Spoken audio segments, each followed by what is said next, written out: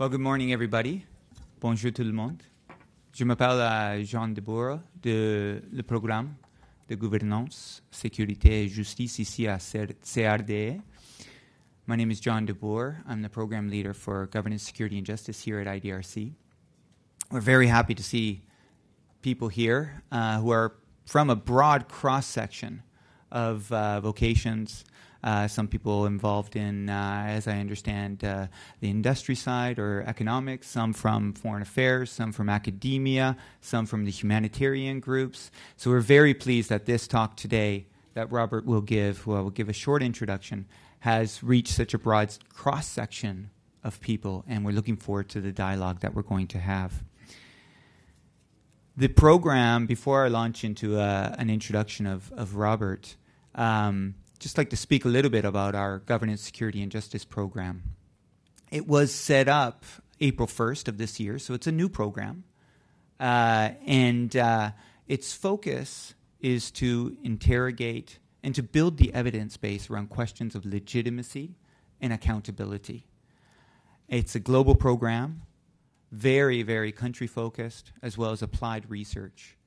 In fact, we are moving towards even stressing concepts such as the evidence base. It's really applied policy-related research that we are currently investing in. And Robert Muggah, who will be speaking to you later, will be testament to that kind of research, which is not just investing and developing knowledge in the academic sphere, but it is the type of evidence that will, in fact, help underpin more evidence-based decision-making, that will help companies and corporations actually make better investments, understand the climate in which they are engaging, help humanitarian actors move more effectively, particularly in settings that they have not been engaged in the past. These are the kinds of programs that we invest in. The program is global, so we don't just invest in research or evidence in the Americas, but also cover South Asia, Southeast Asia, Africa, the Middle East, and North Africa as well. And thus hope to build a body of research and a body of evidence that actually allows us to make sure that knowledge accumulates.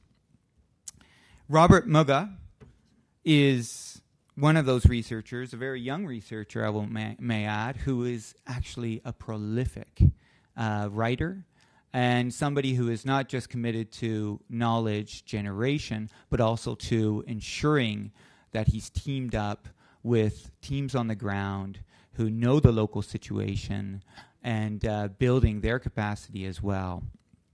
He's currently based at Rio de Janeiro's Pontificia University of Católica at the IR faculty. He's an expert who has worked on issues of conflict, humanitarian action, violence, and crime in more than 20 countries, spanning continents. He is former research director at the Small Arms Survey, and also is a fellow at the Graduate Institute of International Development Studies of Switzerland. He's also a principal of SecDev, which is a Canadian Ottawa-based organization that looks into aspects of cybercrime, cyber violence, and is doing really cutting-edge research on that front as well. He has earned his PhD from the University of Oxford, and most recently has published a couple of very important books from Routledge, one on states of fragility, and then in 2009 also from Routledge, Security and Post-Conflict Reconstruction here. He's also published on Sri Lanka, relocation failures in Sri Lanka, and, of course, has been part of the seminal work that the Small Arms Survey does on an annual basis. This is the latest copy of the Small Arms Survey, 2011, and has complemented that work with a very important piece of evidence on the burden of armed violence, which really tracks where armed, particularly lethal, violence is being concentrated. And Robert will give a synopsis of that. In essence, what this type of research does is it follows the reality, which is a shift from the global burden of armed violence being linked formerly to conflict situations and now into urban neighborhoods, into situations where there is gang violence, organized crime, and thus the focus, not just of researchers, but of the policy community itself, is also shifting in that direction. Today's talk that Robert will give is entitled Security and Humanitarian Actions in Situations Other Than War. It is part of a project that IDRC has been funding since April. Robert is based in Rio and has a team there working on this, but this project is not just focusing on Rio per se. It also looks at how humanitarian actors are reacting to urban violence in situations in Medellin, in Colombia, also in Port-au-Prince, in Haiti. And if you have the chance to stick around or come back, we have an afternoon talk from 2 to 4 on Haiti, a project that also IDRC sponsored. On a des traductions simultanées ici. Si vous avez besoin des casques, on a des casques en bas, in the back of the room. We also have coffee and tea. Please make yourself at home. But I'll now give the floor to Robert. Thank you very much for taking the time to be with us. We look forward to your talk, and we will hopefully reserve ample time for questions and answers after your talk. Robert?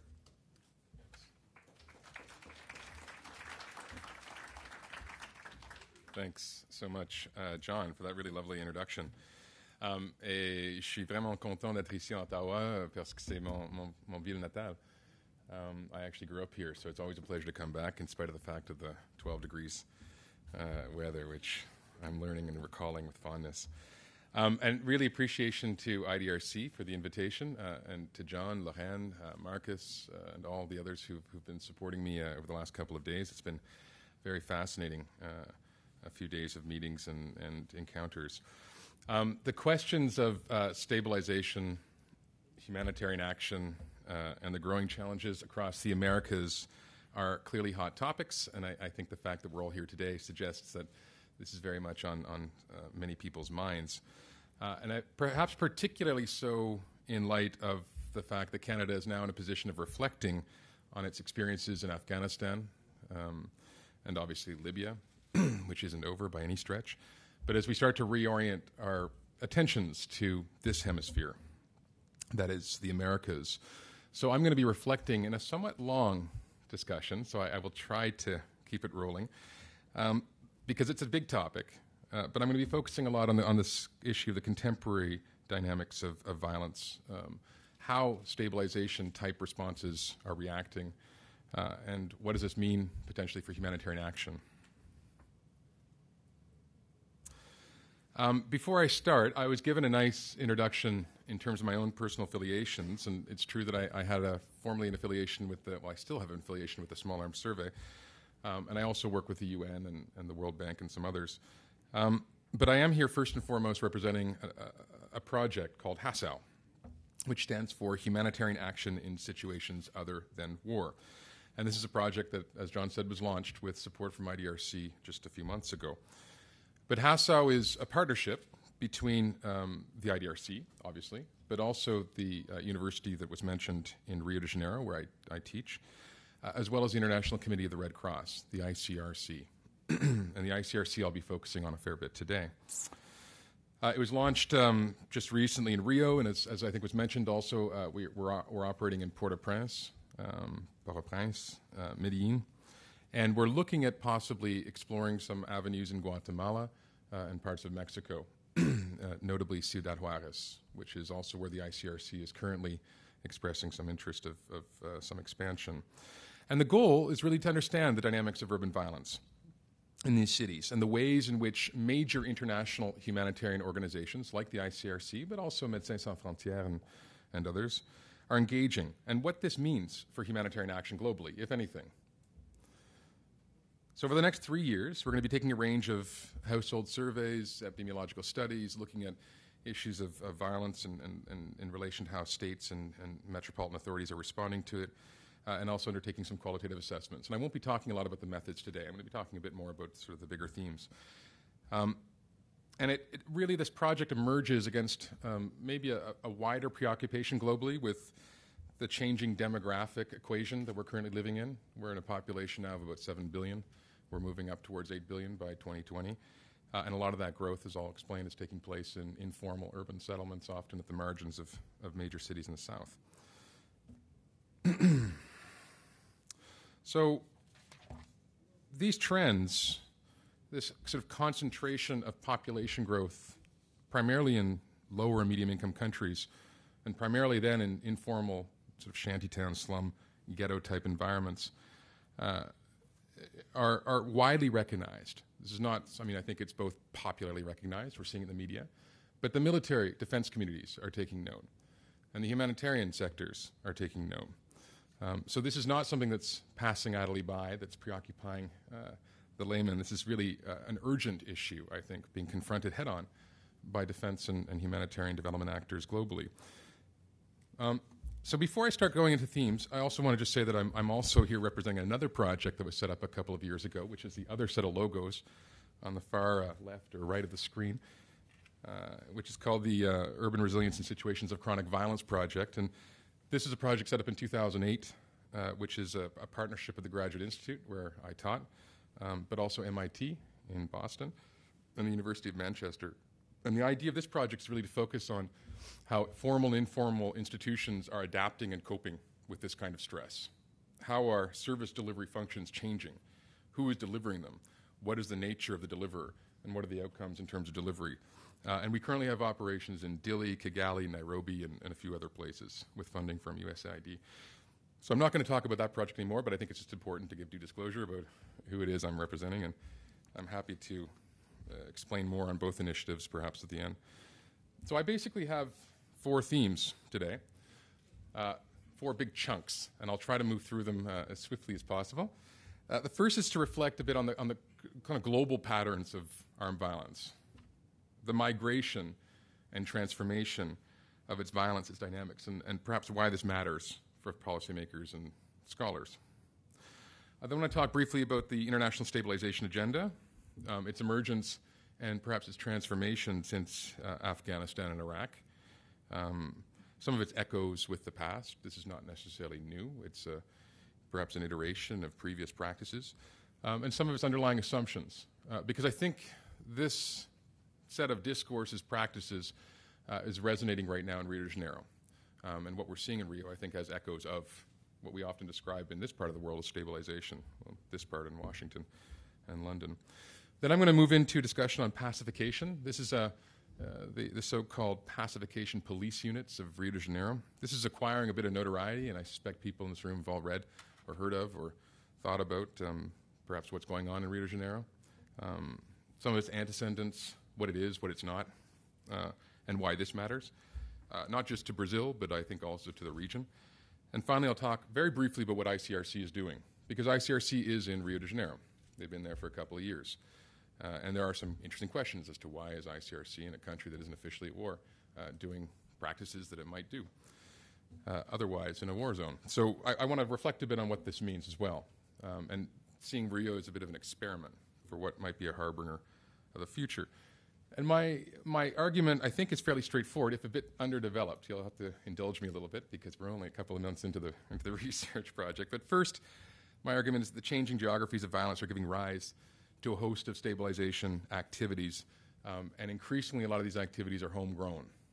So they're not internationally exported by the UK, by Canada, by the US, but we're seeing a host of local stabilization activities. And I'll talk more about what stabilization means, because it is a somewhat complicated, ambiguous concept. Second, I want to basically explain that unregulated urbanization and urban violence, especially in non-war settings, has, I think, potentially dramatic implications for the future of humanitarian action in the short and long term. So we have a lot to cover, and I'll just jump right into it. The risk of oversimplifying. Discussions on the global burden of armed violence have typically divided researchers into more or less two camps, those who focus on conflict and those who focus on more or less crime, organized crime. Conflict researchers tend to focus on counting battle deaths, right? How many people die in war, and that's how we understand the severity and incidence of warfare. The criminologists, just again simplifying, track homicidal violence, interpersonal and various forms of collective violence. And recently, we've had also the entry, and recently I mean the last 10, 15 years, we've had the entry of public health and epidemiological researchers who are also starting to work on tabulating and counting up the costs, the human costs of collective violence through mortality and morbidity surveys. International agencies like the World Bank, the World Health Organization, the UN Office for Drugs and Crime, and to a certain extent a rash of research institutes like CIPRI and IISS and our own Human Security Report out west, are working, I think, quite actively in the last decade or so to really try to parse out and disaggregate and understand violence, global violence, and both war zones and non-war zones. And as a result, I think you could say that our collective understanding is improving. It's or at least evolving to some extent. For one, we're also starting to see a collapse of the categories we once treated quite separately in reified groups. We're seeing, for example, in conflict settings that we think of, conflict settings, we're seeing different forms of predatory organized violence and crime. In post-conflict settings, we're seeing also a rise of new forms of violence, often criminalized and predatory in places like El Salvador and Colombia. And often what appears to be criminal violence in places like Guatemala, Honduras, or Jamaica is really indistinguishable from quite politicized violence, often connected to the state or otherwise. In other words, we're starting to see how monolithic categories that distinguished violence for conceptual and analytical purposes may in fact be hindering and certainly not advancing our understanding of how dynamics of violence are in fact fluid, overlapping, and simultaneous. This slide, and I apologize for those in the middle who will have to crane their heads, I'll try to explain in a moment, really describes global conflict violence. And here I'm talking about deaths. There are dozens of data sets out there that track deaths occurring from violence. And death is just one category of victimization. Of course, there's vast consequences, but it's a very good proxy of the intensity and severity of a particular situation. Before I go into describing the slide, I think it's just 2 points are worth mentioning on conflict, war, and war-related violence. For one, we know that the number of conflicts globally have fallen quite dramatically since the early 1990s, and indeed since the middle of the last century. And I think many people have seen, certainly those who follow this kind of research, the bell curve. From its peak of about 30 in the late 1980s to about 15 today. And a lot of this depends on how you define what a conflict is and isn't. I'm quite happy to have that discussion. But also, not only have the number of conflicts appeared to beginning to decline, both international and civil war, we also know that the lethality of conflicts is going down. Both direct lethality, in terms of the numbers of people killed immediately and directly by violence, but also the so-called excess mortality arising from conflict, those who die of chronic disease and malnutrition as a result of war, the deaths above the natural mortality rate. We have a number of extraordinary outliers, DRC, Democratic Republic of Congo, Rwanda in the early 90s, Darfur and Somalia, I think, is a challenge today. But overall, if you look at the direct deaths arising from war over the last, between 2006 and 2009, you're looking at between 50,000 and 55,000 people being killed a year. That's an unbearable toll, but I think it's perhaps less than what often people believe it to be. This slide gives an overall global overview of the mean death rates. In other words, the per 100,000 rates in conflict countries between 2006 and 2009. And it's basically, the data behind it is 12 different conflict data sets that we've then systematized and looked at double counting and then reproduced with some weighting. And it was approved by a number of people who, in fact, produce conflict data sets as well through a variety of technical meetings. What's interesting about this slide, without going into detail, and for those who can't see, again, I apologize, it's really the shades that I'm trying to point out, is looking at the dark blue shades, which generally experience between 10 and 60 conflict deaths per 100,000. So it's between 10 and 60. Those in the lighter shade experience between 10 per 10, or less than 10 per 100,000. So what it tells us, in a nutshell, is that the risk of dying in some of the hottest war zones around is considerably less than often what it's made out to be. And this will become more apparent when I show you the next slide. This is a slide that shows the snapshot of homicide violence trends just in 2010.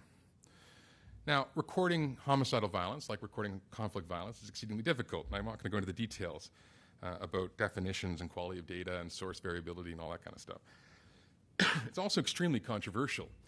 The UN Office for Drugs and Crime did not make public data on homicides per country until just a couple of years ago, largely because a number of stakeholder countries in the UNODC weren't particularly keen on having their homicide rates made public for a variety of reasons to do with credit tourism, other things.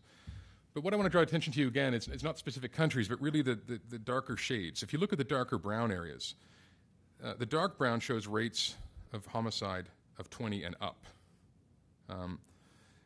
What this figure disguises, and I'll show you in a moment. Oh, you can't see? Okay. What this figure shows you, disguises, is the fact that homicide rates in some countries, especially in Central and South America and the Caribbean, are in fact well above 20. Honduras, the rate is 80 per 100,000 or up. El Salvador, Jamaica, Trinidad, Tobago, Venezuela, it's more than 40 per 100,000. Taken together, if you add up all of the homicide violent deaths, well over 400,000 people are killed every year as a result of homicide. The good news is that in parts of Western Europe, parts of Southeast Asia, some areas of Australia, and certainly in Canada, perhaps less so in the US, although we are seeing secular declines, is that the rates are going down. That's the good news. If I had a temporal chart, you'd see these rates becoming safer, or these countries becoming safer in these regions.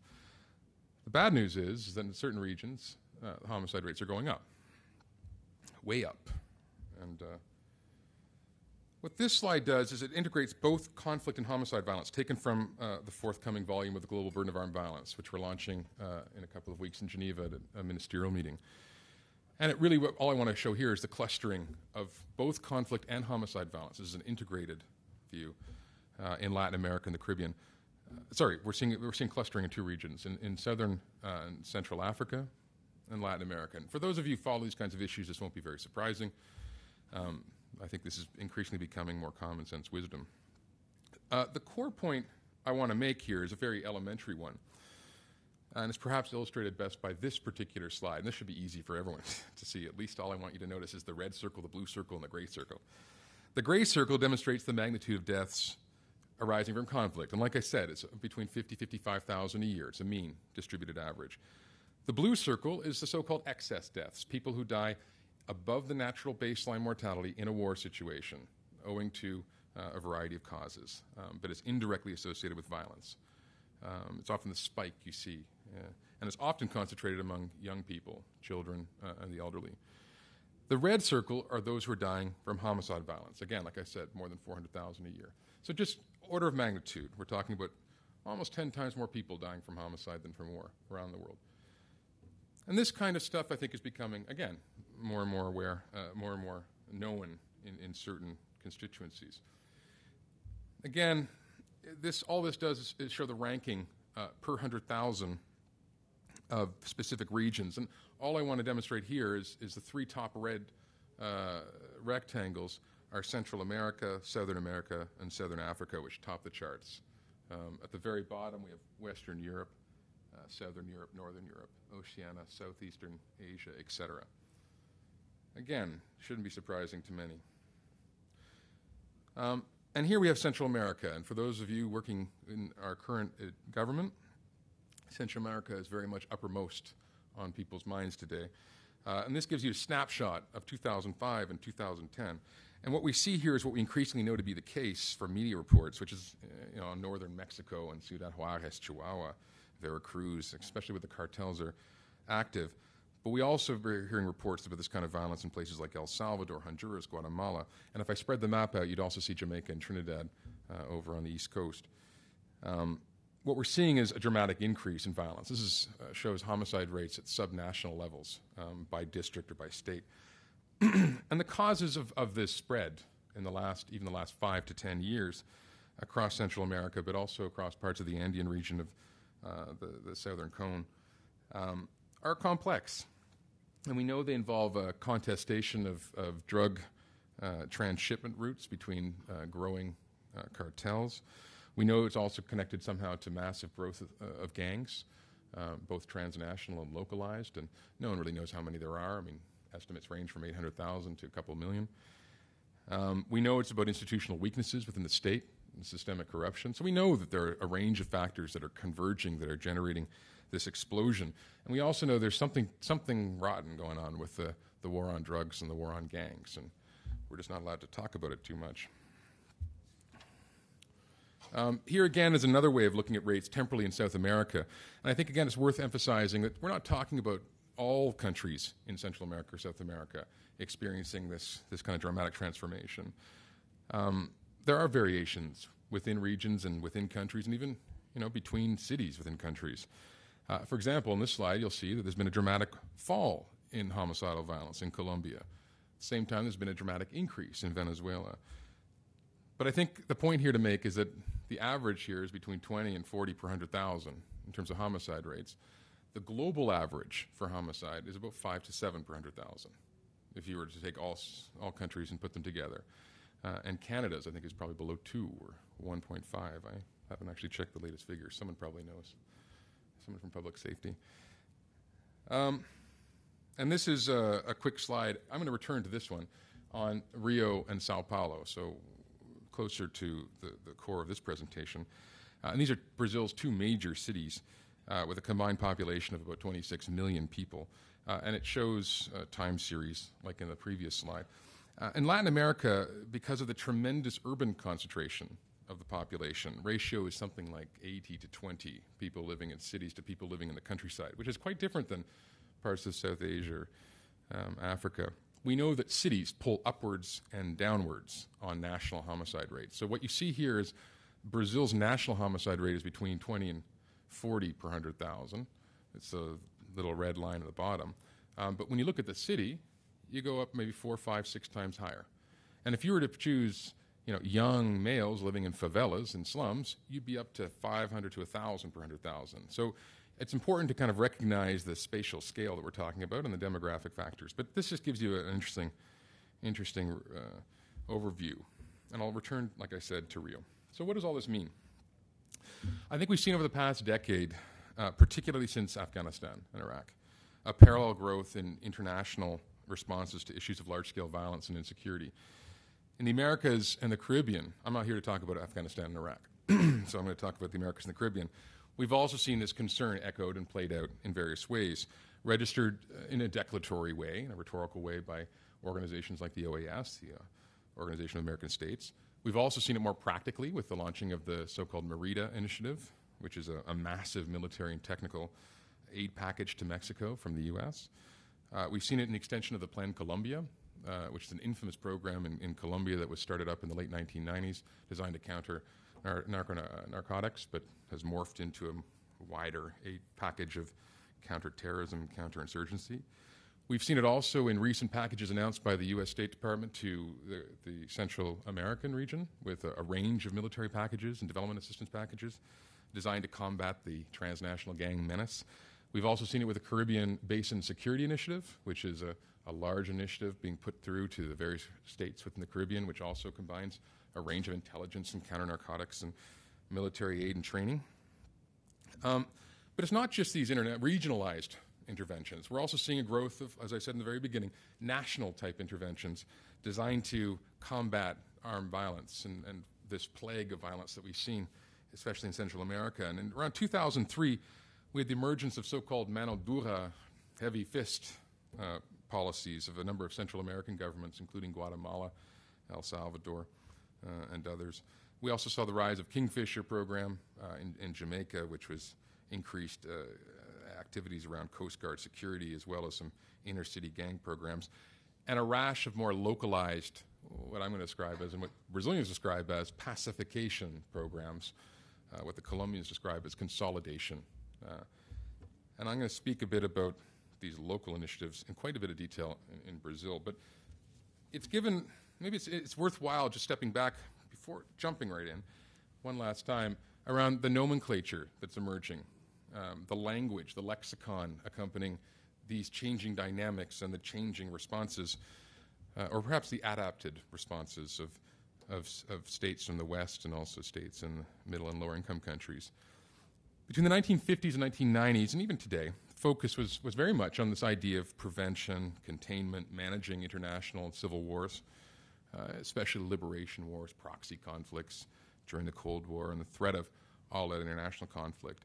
And you could say that the language of international, civil, internal conflicts emerged around the same time as the birth of the humanitarian sector as a whole. I mean, especially in Biafra in 1967 and beyond, in Nigeria, which really signaled the growing alarm and urgency attached to situations of war from the humanitarian sector.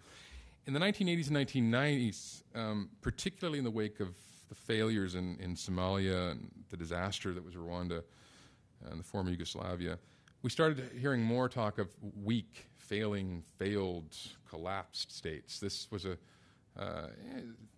academic called Zartman started talking about this in the early 1990s, and it has its antecedents a bit earlier, but this idea of changing away from war to something about the state being weak was something that was happening. And it was a recognition, perhaps also a response to the fact that we saw more civil wars than international wars. So you start having this kind of language entering the security and development sectors, and a real concern that these weak, collapsed states might actually fall apart altogether and generate contagion or spillover effects into neighbors.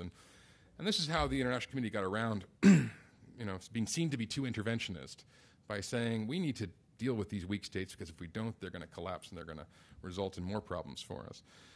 But around the late 1990s and early 2000s, we also began seeing an expansion of the discussion around so-called ungoverned spaces, fragile states, and fragile cities even you're hearing about, and then even more ambiguous, fragile settings. You see a progressive ambiguity, in a way, of the language and the possibilities, perhaps, for more of an interventionist type agenda. And where I work, in Geneva and Paris and elsewhere, there's a real excitement about this idea of fragility, spectrums of fragility, because it does open the way for perhaps a more, let's call it, ambiguous set of agendas. And I guess my point here is that the referent is changing. The referent is changing away from the state, in a way, and it's expanding. We don't speak of necessarily fragility just in countries anymore. We speak of fragilities in subregions, in cities, in towns, in communities, in governments. It's opening up opportunities, I think, for ways of engaging. And not surprisingly, in a large number of countries, in the so-called G77, are quite resistant to this terminology. They see this as potentially opening the way for more forms of engagement perhaps they'd rather not see.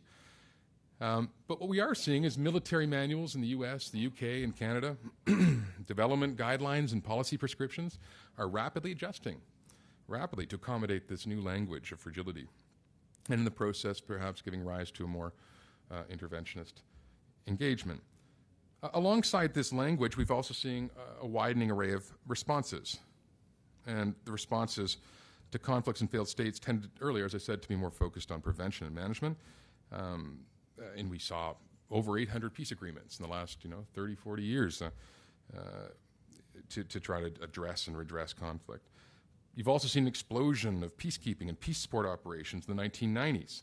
Today we have more than twice as many blue helmets today on the ground than we did even 10 years before. Billions being spent. I think it's over 180,000. Someone can tell me if I'm wrong on the number of blue helmets in international missions around the world. And alongside peacekeeping and policekeeping, with the 1992 Agenda for Peace, we saw the growth of peacemaking, peace building, and other iterations. And by the 1990s and 2000s, there was a growing concern with the prospects for intervention where gross violations would occur, and the rise of the R2P doctrine, which I'm not going to discuss today because I think there's people in the room who could do better justice to it than I. This gives an example of perhaps the last decade, the sort of resurgence of counterinsurgency type activities, including stabilization and stability operations. More going on right now than perhaps at any time that we've seen in a long while. And these are just stability operations being led by the U.S. government. And this is from a report released last year from the Government Accountability Office. And there's an assessment describing where joined-up stability operations were taking place and funded by the DoD and State Department. And as you can see, they're taking place in zones of conflict. I should add that there's a large number that aren't on this list. But these are ones that were publicly made public. And a large number of areas where there are conflicts, but also a large number of areas that are considered to be fragile, unstable, ungoverned. Just making a small point. What is stabilization? Well, amidst this growing appetite for stabilization, it's worth asking, really, what does it mean? And in spite of spending a few years studying this, and I worked with the Overseas Development Institute on a multi-country study of this, I'm still a bit puzzled. I will take my cue from Justice Potter Smith when he described child obscenity laws in the late 1960s. I may not be able to define it, but I sure as hell know it when I see it. And I think this is a useful maxim to take forward as we think about it. Let's see if I can. This is one of those awful slides that one should never put up in a public forum. I call it my Stanley McChrystal slide. And I'll break this rule here. And I've shown it once before, and I've regretted it. But one of the reasons why it's difficult to describe or define stabilization is because it resides, I think, at the axis of both, one could say, complementary, but also very contradictory policy and agendas. It has a way of meaning many things to many people. And in diplomatic terms, some would say that its ambiguity is its strength, but also potentially its weakness. And for those who can't see, stabilization, this is based on a large number of consultations with military actors and development actors and humanitarian actors about where they see stabilization as a set of activities.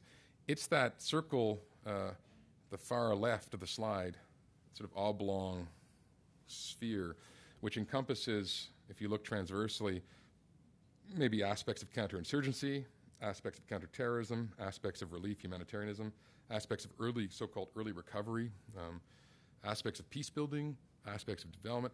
The point is that it is this area that sort of seems to converge a whole set of competing agendas, which is why it also generates, I think, some tensions. And some people, I think, are quite resistant to the concept.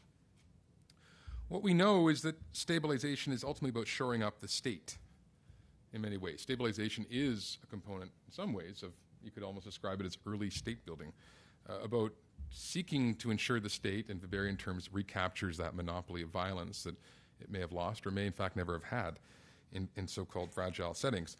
It's also worth repeating that stabilization is intensely political. It's not about necessarily promoting development. It's not about, it has a very acutely political set of objectives.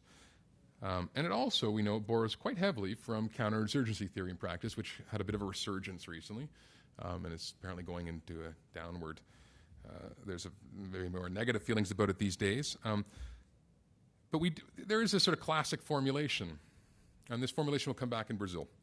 There's a kinetic component to stabilization, in other words, hard security, involving clearing areas of armed elements. There's a hold component to restore services to an acceptable level. There's a hearts and minds component, as the dividends of restored services are provided to population groups in order to shape their perceptions of state legitimacy. And there's finally a building phase of some kind, which entails pulling out the military or pulling out the police at some level and rebuilding physical and social capital. And this is the kind of logic, and there's a whole set of assumptions and theories of change that undergird this, which I think are contested, but I think are certainly applied in many cases. Stabilization doesn't necessarily follow this formulation to the letter. May not always be phased in exactly the same way. It does vary to greater and lesser degrees in different places. Context matters. But it does tend to feature these four elements in various ways, at least the 20 or 30 ones that I've looked at. And it's also increasingly well established in conventional security communities. And we're even seeing it come up in the UN. Stabilization as a concept, as an ordered set of practices, is now featuring quite prominently in one of the most famous UN missions that Canada's involved in, notably the stabilization mission in Haiti. MONUC also recently changed its name, the UN peacekeeping mission in DRC, to a stabilization mission. And it hasn't been lost on the humanitarian community either. This is how the U.S. defines stabilization, or at least tries to define stabilization in one of its operations field manuals that came out last year. Note that it's about not about preventing conflict at all, but rather managing and reducing the tensions that gave rise to it. So this isn't a positive peace necessarily argument. This is a negative peace argument. If you look at the UK, they're a little bit more sensitive to the humanitarian sector's concerns. They're a little more joined up in some ways. And this is how the UK's so-called stabilization unit describes the goals of stabilization. Note again the focus on fostering conditions for political settlements and shoring up state institutions and services. Again, it's not about ending conflict. Also note the reference to the cities. I'm not going to give you Canada's at this point. We can talk. I think we have some people from Canada here who can perhaps explain to us what stabilization means in Canada, although I have spent a bit of time trying to disaggregate it. So what is stabilization in theory? Well, first we know that they're multi-spectrum, multi-dimensional. That was that slide I showed you earlier, the Stanley McChrystal slide with all of those intersecting bubbles. They adopt both hard and soft components. They're often described in all of government or whole of government terms, and they involve comprehensive approaches. This is the kind of language you'll hear fairly often. We also know they tend to be relatively short-term. Stabilization as a set of discourses and practices tend to be short-term and adopt phased approaches, like what I intimated before. They're intent on fostering political settlements, and they do this by regaining territory, consolidating the state's monopoly on violence, and restoring visible services, and then exiting quickly. Third, and this is what particularly alarms the humanitarian sector, they feature complex and, as I said, contradictory mandates. We saw on that McChrystal slide that they include elements of counterinsurgency, counter-narcotics, counter-terrorism, humanitarianism, development, often in greater or lesser degree. And as a result, you could argue they deliberately conflate ends and means. Stabilization in practice, and I think this is becoming more and more clear, we're seeing a number of converging tendencies, many of them in response to the changing landscapes of armed violence. First, we're seeing more and more urban and peri-urban interventions. And as we see the population summiting 7 billion and up to 8 billion in the next 5 years, we're seeing growing and aggregating challenges in many of these city spaces. Second, we're also seeing the evolution of practices with the deliberate fusing of military and civilian roles. So stabilization missions take on both the military and the civilian component, much like the PRTs that I think were quite an urgent discussion here in Canada years ago, perhaps still. In other words, the proponents of stabilization wear multiple hats. And this is disconcerting to humanitarians who stress the necessity of not mixing roles and retaining their independence, impartiality, and neutrality in areas where they operate, even if that's also potentially quite difficult, if not impossible. So, what I'm actually here to talk about is pacification in Rio de Janeiro. And I've focused really on the shifting landscapes of armed violence and its intensification in Latin America and the Caribbean. I've also drawn attention to some of the ways international responses are changing, including the rise of stabilization. And I want to focus now on the substance of today's presentation and some of the ways that these shifting dynamics are being interpreted and played out in the city where I live. And then I'm going to talk finally at the end, I'll really describe a little bit what the ICRC is doing as one of many international actors that's responding. And again, like I said at the very beginning, I stress that this is important, I think, because I think it offers a glimpse into the future, potentially the future, of both stabilization and humanitarian action for us as Canadians, but also for others. So, Rio de Janeiro, it's a huge city. Maybe not by Brazilian standards, but it's a big old city. 6 million people in the metropolitan region, and upwards of about 15 million if you include all the peri-urban and satellite cities around. And within Rio, you've got more than 1,000 favelas. Favela, for those who don't know, is a slum or a shanty-town. I think everyone knows what a favela is. That scatter the northern zone, this is just the city. As you can see, the blue area is the ocean, and this is the primary parts of the city, the metropolitan region. Scattered in the north, the south, and the western areas. And we're talking about 1.2 million people living in favelas.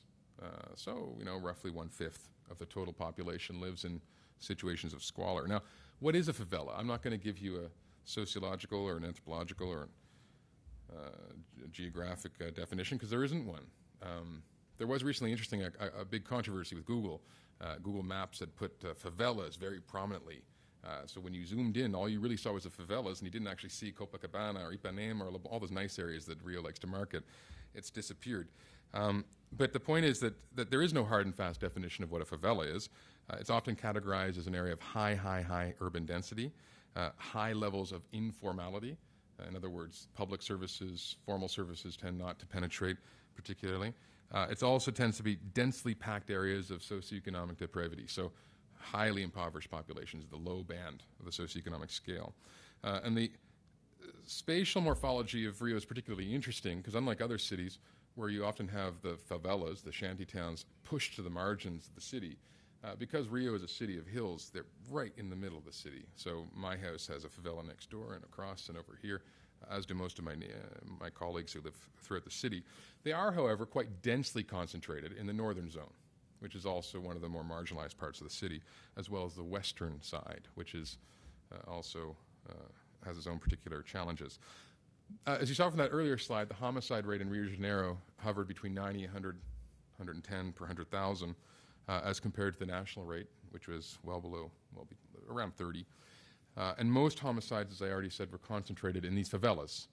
So when you hear of these spectacular homicide rates in Rio, we're talking about highly concentrated forms of violence in these particular areas of informality. And the reasons for them are various, but often have to do with competition over turf, competition over trafficking networks, authority, and it's much more than the drugs. Over years, and I'll explain in a moment, there's been a consolidation of control by different groups in these areas, and there's a lot of turf battles over, frankly, this consolidation over service delivery. We're also seeing, and I think this is what is often most well known about Rio, is spectacular levels of violence committed by the police. The police, not without elite backing, have typically adopted extraordinarily heavy-handed repressive approaches to combating violence in Rio de Janeiro. For decades, extrajudicial killings have been off the scale, and recent reports of about 10,000 people killed in about 4 years by the police have made international headlines. The evolution of Rio's war, they call it the war, the Guerra no Rio, so it's the War of Rio. That's a euphemism that Brazilians use, but for reasons I want to go into shortly, there could be more truth to it than they even realize. The reasons for the Guerra no Rio, the War of Rio, are various. And there's a veritable industry, I'm just one, a veritable industry of scholars studying this question of the reasons. There are first structural factors that shape the dynamics of violence. Favelas themselves can be traced, these informal settlements, to settlement patterns going back well over 100 years, but especially since the 1950s and 60s with this push towards modernization, industrialization, and especially from the northeast of the country. So we had populations from the poorer parts of Brazil flooding into Rio de Janeiro. But when Rio lost its status as the capital of Brazil, it was a capital up until the early 1960s, and it lost its industrial reputation to Sao Paulo, it started to hollow out. It went through a process almost of deindustrialization, from which it's only recently started to recover. And the World Cup and the Olympics are certainly spurring on more growth than it's seen in generations. But the ability, as a result, to absorb these populations meaningfully, and the willingness of the elite to do so was rather depreciated between the 1970s, 80s, and 90s. So you have some structural underlying factors that I think have shaped the onset of Rio's war. But it wasn't just that, because poverty, inequality, these kinds of things alone are not causally associated with the onset of armed violence. What we also had was effectively dissidents from the 1960s, 70s who were opposed to the military dictatorships, who were imprisoned. These were effectively guerrillas, and one of the most famous of which was the Comando Vermelho, the Red Command, which was a group that was contesting the authority of the military regime. And as these groups were imprisoned, often in Rio or Sao Paulo or in far-off islands off the coast, many of them became involved into more militant groups. Many of them sought new forms of revenue to keep their activities going. And the prisons became a real center for both the recruitment and the deployment, ultimately, and the organization of armed groups for years to come, and remains so.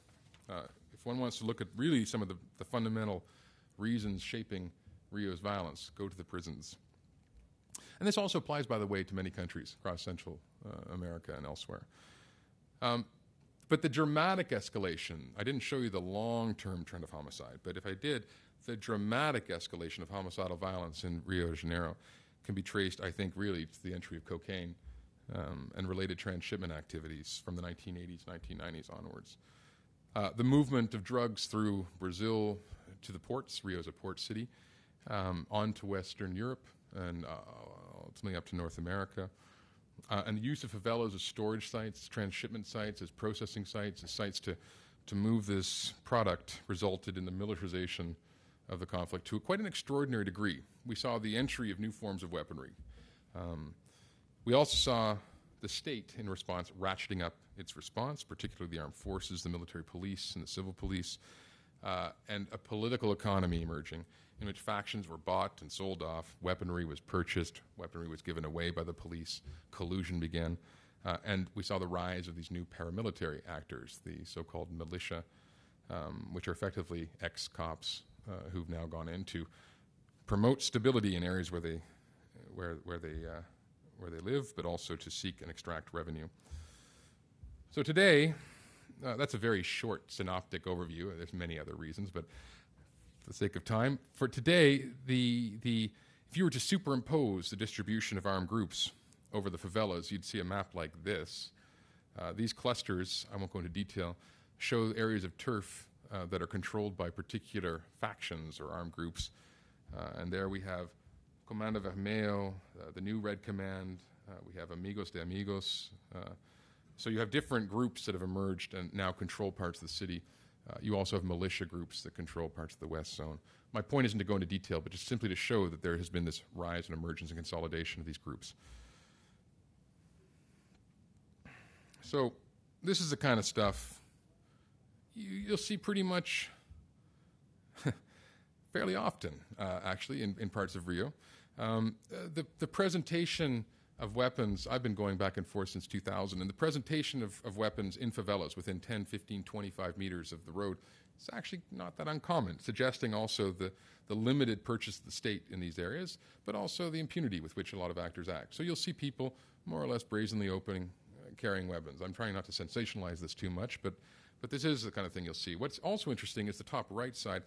You can't see it, I apologize for those in the center, but this is a carload full of BOPE, sort of the military police, heavily armed. You'll often see them brandishing weapons.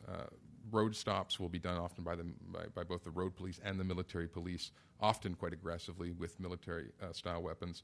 Helicopters will fairly regularly go into favelas, and there was a very famous incident quite recently, which I suspect made the papers here in Canada, with a helicopter that was shot down over a favela recently, which then led to a massive pacification effort. The bottom right-hand corner is a Carvalho. It's like they call it the Skull. It's a military armed personnel carrier, APC. It's sort of a military-style truck with a turret on the top, and often police will go in using this kind of vehicle. In the bottom left corner are fires on the street. Often there's protests that occur with gangs that seek to exert their control or cut off passages and mobility. So the origins of the pacification. The UPP aren't exactly a new idea. In fact, their origins can go back at least as far back as 2000. With a force that was set up called the Special Area Police Brigade, the GPAE. And the brigade had as its primary objective the clearing of areas of drug traffickers, the launching of community policing activities to restore confidence, and the building of small-scale social projects to try to promote more cohesion and the legitimacy of public actors. But the GPAE was quite short-lived, and it showed, interestingly, impressive results in the first couple of months of its operations. But allegations of corruption, which often occur, and a lack of institutional support, and frankly, concerns that this was too successful, prevented it from developing. And it was shut down by the political administrators about a year or two after it was launched. But there are other antecedents as well, and one of them is also Brazil's own experience with MINUSTA, the mission in Haiti. As many people know, Brazil is the largest troop contributing country to the MINUSTA operation, and have been very, very central in its organization and command since 2004. And many of the police operating in Haiti, in Port-au-Prince, have also been, and they also had Cité Soleil and a few other Bel Airs in Port-au-Prince as some of their key areas of operation. So the police, the Brazilian military and police who were operating in Haiti, often had urban centers as their primary areas of control. Many of them have come back to Rio de Janeiro and have been taking part in the design and the development of its own pacification program. So we see, in a way, an importation of social technologies from Haiti to Rio, which is quite interesting. But perhaps the most important thing that enabled the pacification program from taking off, and again, these are lessons that we could think about in other parts of the world, is the enabling environment generated by a new public security policy called PRONASI, which was a massive public security policy initiative launched in 2007 by the Ministry of Justice. And we're talking in the billions and billions of dollars. And the program allocates funds to innovative state-level and city-level security programs that can demonstrate that they will be able to generate important results. So this federal-level structure has enabled security programs as far as Belo Horizonte, which is a city in the center, to Recife in the northeast, to Sao Paulo and south of, next to Rio, and as well as Rio de Janeiro. It might also be worth noting, and this is a sort of a more subtle political point, that there's also been an alignment recently politically from the federal to the municipal level between the various parties. So you have for the first time the federal government speaking the same language as the state government, which is speaking the same language as the municipal government, whereas before they used to play each other off. Now there's a sort of, let's call it solidarity of purpose in a way that we hadn't seen before. Now, the final reason you could say, and money talks, is we could call it the World Cup and Olympic effect. As you know, Brazil was successful in its candidacy for both the World Cup and the Olympics, and it's created an environment in which both public and private actors have much to gain. Much to gain. We're talking, it's in the tens of billions to gain, and also much to lose from not getting their security policies right. Connected to this in a kind of abstract way is Brazil's sense that its moment has arrived. Brazil's on the Security Council. Brazil is the seventh largest economy in the planet, and there is this sort of embarrassment that this cancer that's been persisting for so long needs to be redressed. So you could say that's also the background noise. What is pacification? Pacification has two dimensions, and this is where I want to get into just some of the meat. It has a security dimension and a development dimension. On the one side, on the security side, we have the special police, but you also have the introduction of much more fundamental community police priorities. So there is the use of qualified repression, so focusing and targeting hardcore elements of particular gangs, but not the kind of mass repression that we often used to see. But much more important is an emphasis on community-based policing with police that are trained in human rights standards and a whole new police force that's been introduced in the last couple of years. And I'll go into more detail in a second. But the real innovation of UPP, because that's been done before, the community policing and stuff, the real innovation is the development side. And here we're talking about an explicit focus on trying to promote social welfare programs, a reconnection of formal services, public services and private services, into areas that previously were mostly composed of pirated wires and informal access to various services. An emphasis on employment and youth employment in particular, and education. And here's the difference: a permanent presence. So for the first time ever in most of these favelas that have been pacified, you have permanent police posts that have been set up, and they're not leaving. Traditionally, if you were a police person and you were going to go into a favela, you went in, you did your business, and you got out as quickly as you could because you wouldn't last. The difference here is that now you're going in to stay. And this sends a powerful signal, and as we'll see, both positive and negative. Interestingly, and here's where we have the connection with stabilization, these are the official phases of UPP. They have 4 phases, not unlike counterinsurgency or stability doctrine, one of which is to rescue, let's call that clear. One of which is to stabilize, let's call that shape. Third is to consolidate, sounds a bit like hold. And the fourth is what they call post-implementation. I've never quite been able to figure that one out. But let's describe that as build. So there is a sort of sequenced, phased approach. It does have a short-term effort. It is multi-dimensional and multi-spectrum. I don't want to take the analogy too far, but I think you know where I'm going with this. How does UPP select where it goes? This has been one of the big controversies in Rio de Janeiro. Great, pacification, great, there's 1,000 favelas, great, there's 1.2 million people living in them, but how do you determine where to put your energy? Well, there are no real de facto official criteria. This is what was described to me by a colonel, Robson, who ran the earlier part of the exercise. And the first is we focus on those areas where the criminal stains are sharpest or deepest. In other words, where we have the most acute levels of homicidal violence, or where the gang problem is seen to be the most intractable. So they really are trying to focus on those tough areas. And as we'll see with the ICRC, it's a similar kind of philosophy that they've adopted.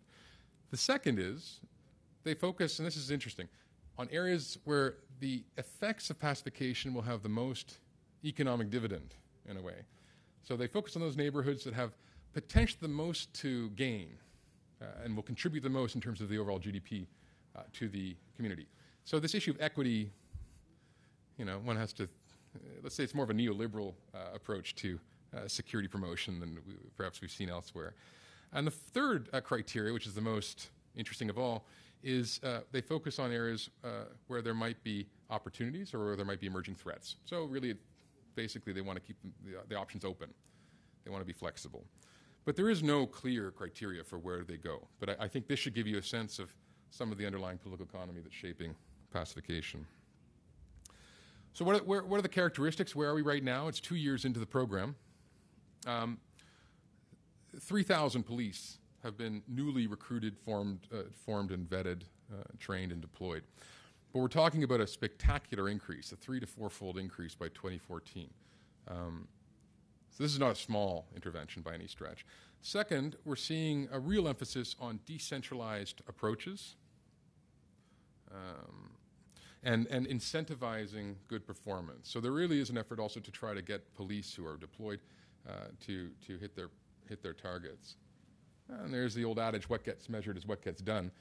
So there is, of course, a danger that by over-incentivizing and over-calculating, you might have police focusing on one thing at the expense of others. But that's the risk that the UPP is prepared to take. The third, in terms of its characteristics, is, as I said before, this training in community policing and community outreach. There's a real deliberate strategy, and there's a real symbolic dividend here of changing from this idea of a repressive police force to one that's more community-oriented. I should add that there were some insights from a number of the police who were in the origins of forming UPP from the Boston Ceasefire Project, which has a certain notoriety in North America, as well as interventions in Chicago, which sought to promote interventions to enhance police relations with communities and deal with gangs. So again, this world is a global one. People are borrowing and taking ideas, but this community policing has a fairly well-established doctrine and tradition that I don't think is particularly controversial. What has UPP done since 2009? Well, as I said, there are 1,000 favelas. They've targeted 18 to date. Now, you could smirk and say, well, that doesn't really constitute much of the population. Well, in fact, favelas vary in size and scale, and so 18, while it represents 3% of all favelas, has a much higher population catchment of about 300,000 to 400,000 people. So we're talking about roughly 1/3 of the overall population of favelas is being covered in some way, shape, or form by a UPP-style intervention. About $470 million has been spent. Again, this is no small program, and it's expected to rise to about $1.3 billion by 2012. And interestingly, it's being showcased already as a model to the rest of the Americas, as a way of doing business. I mean, I think the hope is that if this program is successful in Rio de Janeiro, it's going to be scaled up and taken to the national level.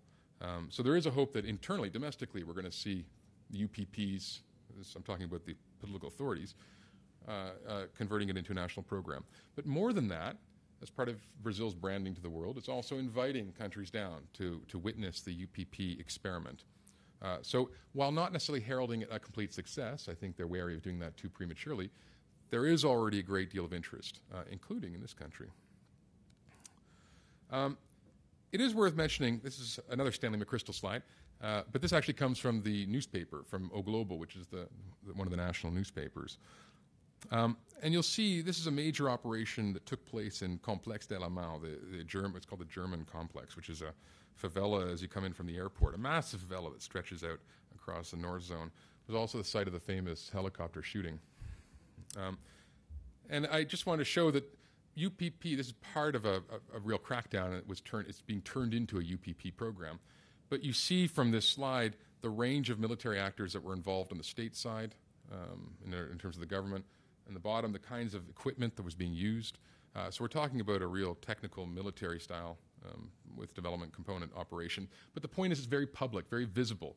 This is a discussion that the Brazilians are trying to promote and have. I'm going to show you a quick succession of photos here, which were also given out by the UPP as an example of the different phases. This is the rescue phase, so the idea is UPP goes in and arrests some of the kingpins, the alleged narco-traffickers, quite aggressively. You'll see that these are the military police brandishing M16s. These are the kind of devices that are used to clear areas and to begin to start stabilizing, so removing rubble, removing debris, getting spaces opened up. You could align this with urban design type approaches. Then we have more of the UPP advertising, so more of this idea of stabilizing and demonstrating a police presence in the community. That says, I support peace, UPP, on the little sign. Here we have more of this consolidation period, so you have processes of rolling in goods and services, you have public fora, you have people in green vests visiting you to tell you about the successes that UPP will deliver. You have a lot more police presence in the streets. So the idea here is to consolidate. And then finally, this is the happy ending of post-implementation where people are hugging their children and we have the police presence. So a lot of symbolic imagery being used as a way of demonstrating UPP. And I think it's important to stress that. Part of the mission is to demonstrate the state's conviction to come back to these communities or even to enter them for the first time. So I'm going to quickly run through, before I end on ICRC, just some of the findings that are emerging. There's a heavy emphasis on metrics, monitoring, analyzing what's happening. And I remember I said what gets measured is what gets done. Well, the focus very much is on the security, the hard indicators. Is security improving? Is homicide going down? These are the kind of things that the state wants to address. So what are we seeing? This is the kind of stuff we're seeing. This is intentional homicide rates.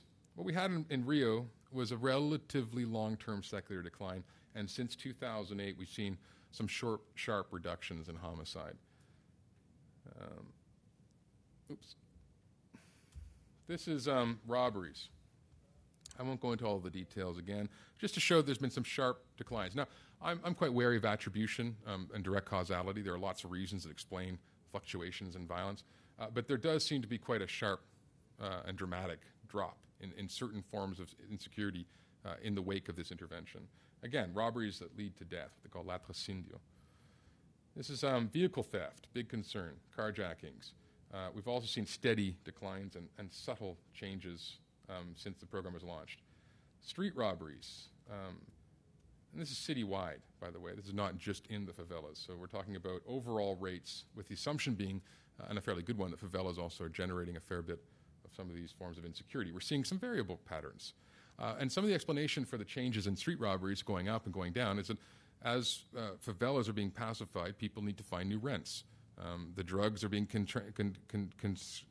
So as a result, we're seeing certain forms of displacement effects and other forms of violence occurring as a result of these crackdowns. So some people say it's a success. Some people say this is a dramatic failure of the program.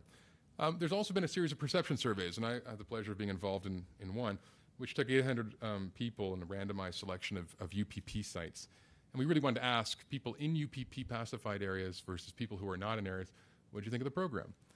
Well, we found that overall, a high level of approval overall, it's taking all population groups in UPP. You also saw about a 70% approval in favelas, like in the areas that were pacified. And you saw, and this is where it gets a little bit trickier, less approval perhaps of the police in particular. I think the taste in people's mouths of the legacy of police over the last 30, 40 years is a pretty bitter one. And it will take a generation or more before I think there's a fully restored confidence in the police. What are some of the unintended consequences? And this is what we're studying as part of the IDRC work. Well, first of all, we have this problem of what we call the occupier's curse. As the military police roll in and the community police are established, and the idea being that the social services are then accompanying this, we're now seeing, in fact, the police filling vacuums that were previously occupied by other groups. So the police are starting to take on, in a way, some of the roles that the previous armed groups had in terms of consolidating areas, in terms of brokering deals, in terms of telling people where to go, where they can't go. So there is a danger, and the police don't want to do this. They don't want this role of being the occupier. But they are in a danger of becoming more of a permanent institutionalized presence with the social welfare services lagging somewhat behind. There are also balloon effects, and I alluded to this before. When you suppress a particular area and you go in hard into a favela and you move in your UPP, the traffickers and others tend to move out. The idea is to avoid direct confrontations, which is why these programs are heavily advertised, but really to suppress violence.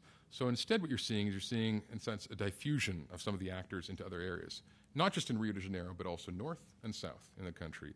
And this is a concern. Not lost on the authorities, by the way, but it's a concern. Finally is the short-term dividends. Because pacification, like stabilization, is a relatively short-term exercise, there's a plan here to at least run until 2016 to the Olympics. There is a danger that this will only dampen and depress violence and maybe not contain it. And you saw from the earlier definitions of stabilization that this isn't about ending violence. This isn't about a positive peace necessarily. I mean, it is hopefully in the long term. But there is a danger that the suppression doesn't lead to a longer-term dividend. And again, this is a concern that I think is acutely registered by the authorities. Perhaps more interesting from a development perspective is the impoverishment effects. These are the things that the state isn't really measuring. And what we're seeing as a result of pacification, in fact, as a result of its very success, is new kinds of migration occurring in Rio de Janeiro. Property prices, remember that these favelas are situated in the hills and beautiful panorama view of the entire, in fact, some of the most lucrative real estate in the city. As they become pacified, real estate prices are rising. People no longer can afford these, and they're moving. And so we're seeing, in fact, a kind of a gentrification occur in very rapid time, which is resulting, I think, in new forms of impoverishment and potentially new challenges. We're also seeing the distortion of household expenditures. As I said, and I wasn't really joking, this is a real neoliberal exercise. I mean, part of this is to expand the tax basis and the tax revenue basis for the state and the city. And another part of it is to move in private and public utilities as quickly as possible, to get people paying for their light, to get people paying for their water, to get people accessing both public and private services. So while this is ostensibly a benign exercise, there is a danger that this is going to distort very precarious household expenditures. Finally, we're seeing transforming of informal economies. People are actually having to struggle in terms of their livelihoods. And there is, as I also mentioned earlier, a risk of this becoming potentially over-politicized. Its very success is drawing a lot of attention from politicians who seek to be more and more affiliated.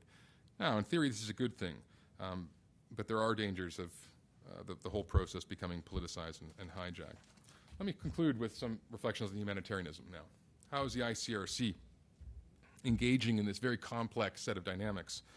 And I should stress here that favelas have not been the optic of the humanitarian sector until very, very recently. In fact, even the Brazilian Red Cross wasn't operating necessarily in favelas, certainly not on issues of violence prior to the arrival of ICRC. There was some limited engagement, but there certainly wasn't an engagement with violence. Let me go right into it. ICRC, for those who don't know, has about 80 delegations around the world. And they traditionally focus, as I said, well, they were formed in 1863, but have focused primarily on conflict zones, areas of high conflict, Darfur, Afghanistan, Iraq, etc. But also have been active in some non-war zones over the last century or so, but often not in the same kinds of ways. They also have a long-term presence in Brazil. They've been there since at least the early 1990s, mostly working at the federal level on issues of police use of force and using Brasilia as a base to move into other parts of Latin America, especially in the late 80s, early 90s when there were conflicts across the region. The ICRC became interested in Rio in around 2005, 2006 with some enterprising delegates who'd returned from their experiences in Africa. And they were witnessing what we just described in the first part of this presentation, this sort of spiraling violence that was occurring in their own backyards, and became very preoccupied. So they began this exercise very much as an experiment, a pilot, to test out the possibilities of this organization, this venerable humanitarian organization, from operating in areas of urban violence. And they launched a program in 2009 to 2014 with a couple of million a year to basically test out what they do in war zones in an urban setting. And, you know, this did not come without some controversy. Many have been quite concerned that this might be stretching and bending ICRC's mandate well beyond its traditional focus on preserving and promoting the Geneva Conventions. However, in spite of this, let's call it discussion debate, some agreements were made both within the ICRC and, as I think, also in the IFRC, the International Federation of the Red Cross, that urban violence was to become a major priority area for the future, and so thus they began their operations. ICRC in Rio de Janeiro, they set up 7 specific sites. They focused on 7 favelas in particular. And like the UPP, they focused on favelas with key characteristics. They wanted to get some that were geographically representative. They wanted to get some with the highest rates of violence. They really went after the ones that were experiencing the most violence. They wanted to go in and look at different armed groups. Remember that there were drug trafficking groups and militia and others. And they wanted to focus on these areas without necessarily expanding beyond. But they are interested in possibly continuing this for a long term. These are the kind of sectors and themes that ICRC is focused on. And many of these are quite traditional to the extent that they're comparable to what they do in war-torn areas. And most of these, however, and this is the difference, are being not undertaken necessarily by the ICRC directly, but by local proxies, local community organizations, the Brazilian Red Cross. The only area where ICRC is deliberately engaging itself as an organization is around primary health and first aid. All of the other programs are being administered in partnership with the state. And this is the first big difference between operating in a city versus operating in a rural area, which is that you're dealing with, especially in Latin America, quite sophisticated institutions with a fair bit of reach, fair bit of resources. I won't talk about these. These are just sort of a little bit of propaganda. Images of ICRC in action, doing various types of outreach. What is their strategy? Well, the first point, they arrived with the idea of trying to gain confidence, to build acceptance in the language of humanitarianism. And like I said, ICRC distinguishes itself in Rio from other programs by doing much more coordination than the actual de facto delivery of services. And if I were to summarize their approach in a nutshell, what they're trying to do, it would first be that they're trying to access the most vulnerable. And they do this by providing first aid. So they're being quite utilitarian. We provide first aid, not necessarily just because people need it, because they've had gunshots or because they're suffering from a particular chronic illness, but because this is a way of also extending their presence into communities, being known, being visible, being, hopefully, in the language again, being accepted. The next stage is to develop confidence with the armed groups, to influence their behavior. And this is all quite classic ICRC modus operandi. And here, the idea is that we have in favelas a thing they call the Código de Silencio, the law of silence. Very, very difficult to penetrate and get access to a lot of these groups. And so the idea is, through building acceptance, they can then access some of these groups and start potentially influencing their behaviors around looking at acceptable norms. Next, once you've got access and acceptance, the idea is to expand the provision of assistance. And I'm coming to the end. And here we're talking about expanding the networks and working with municipal government actors. And finally, and this is their hope, is ensuring sustainability by both reinforcing formal and informal providers. In other words, training the trainers, working through public health authorities, expanding awareness among community resident associations. So the idea is to build up an awareness and a consciousness of the importance of these issues and transfer the skills directly and immediately to those with whom they work. Now, what are the challenges? And this is my second last slide. There are a few challenges, and thank you for bearing with me on this. There are there are many challenges to ICRC in Rio de Janeiro. This has not been a clean and easy operation by any stretch to date. First of all, there's very few precedents for what they're trying to do. And this is perhaps why I think this is internationally relevant, because I think this may become more and more common, this idea of working in non-war settings and in complex urban settings. So they don't have a lot of experience necessarily to draw on. Second, and this is perhaps one of the more interesting ones, is the legal gray zone that this operation occupies. Traditionally, when ICRC operates in a situation that's been considered to be a war zone, they can resort to international humanitarian law, to the Geneva Conventions, as a way of ensuring a certain level of protection, but also a certain level of predictability, understanding with the partners with whom they work. But in Rio, there is no war. And so effectively, they're operating within a domestic jurisdiction. So legally, when they go and talk with armed groups, what they're doing is illegal. If I were to go into a favela tomorrow and have a conversation with Don X about X, Y, and Z, I could be easily pulled in by the police, questioned, and thrown in jail. So this is a challenging, murky area that they have to be very, very careful with. And I think the way around it is to ensure maximum visibility, maximum openness, maximum communication with all of the parties on the ground. And I think that's one of the great added advantages and comparative advantages of the ICRC. The third element, which is also, I think, quite confounding in Rio, is the presence of multiple armed groups, the sort of bewildering array of armed groups, many of whom are quite clearly defined, narco-trafficking organizations, militia organizations, but very quickly, suddenly one recognizes the multiple affiliations and the multiple connections between them, but also them and the state.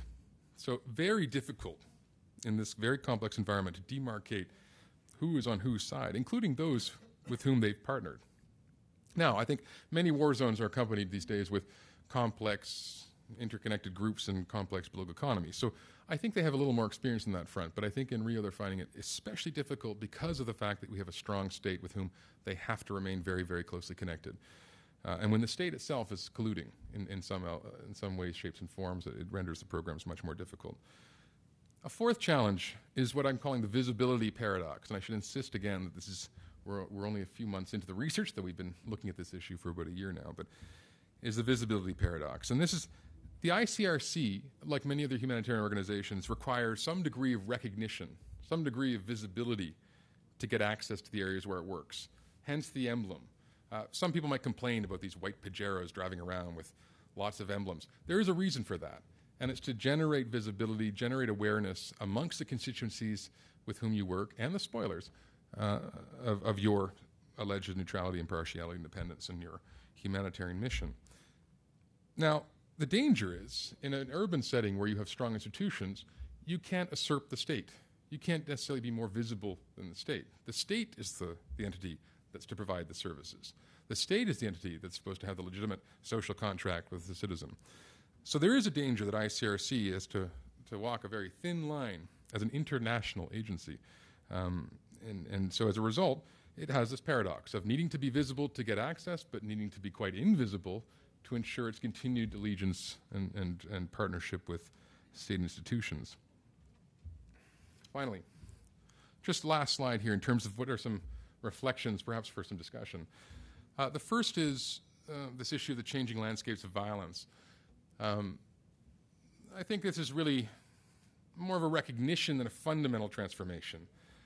But I think what I've tried to emphasize here is that we are seeing a migration or a transformation of violence away from potentially, let's call it, strict conflict zones towards increasingly more urban hotspots. And given demographic trends, these are some challenges that may persist, and they are getting noticed.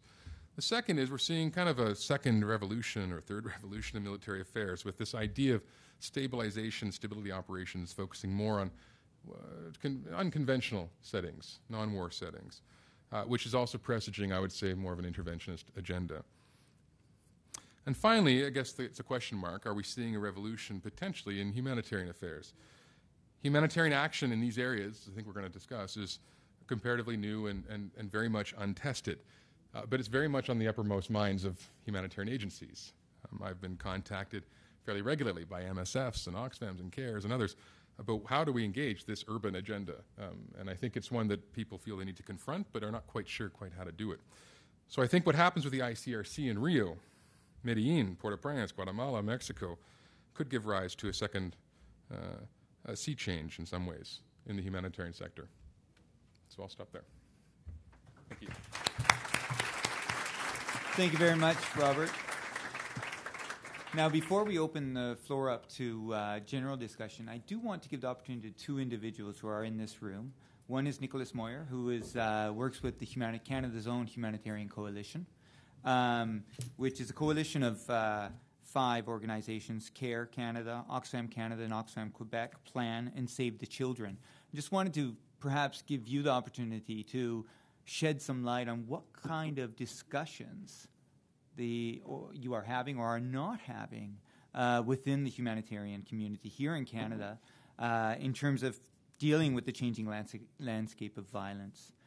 Perhaps you could go up to the mic and just comment briefly. And then after that, we'll turn briefly to Jean Daudelin, who is a professor at the Norman Paterson School of International Affairs, to ask a question about how, from the research lens, this shifting dynamics in terms of violence, conflict, this taxonomy is influencing the direction of research. Nicholas. Thank you, John, and thank you very much, Robert. A very fascinating presentation, and raises a lot of questions for me about what the humanitarian sector in Canada is actually reflecting on these things. And the fact is, I certainly think that we are not reflecting enough about it. You know, I was in Haiti just a couple of weeks ago, and finding out that so many of the aid organizations that had arrived to Port-au-Prince following the earthquake had actually taken that opportunity to work in areas where they hadn't been able to work before, you know, parts of Cité Soleil, for example. But interestingly, in recent months, they've actually been withdrawing from there. And so their staying power in those areas is obviously not as strong as I think a lot of them would like. And so, you know, the fact is that with the evolution of humanitarian disasters and trends that we've seen, we do know that charities and aid organizations need to work more and more in urban settings. And the concentration of people in areas where they are vulnerable does lead to some significant challenges there and questions for us in our sector about how we can respond in urban settings.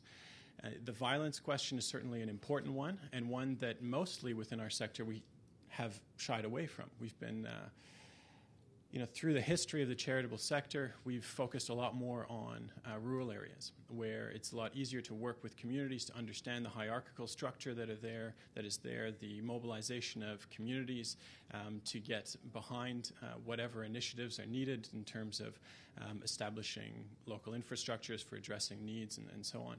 And I think the urban setting has really challenged us on so many fronts. Haiti, I think, is it's a watershed moment in that charities are now really having to answer these questions. How do we change our strategies, our approaches in an urban setting?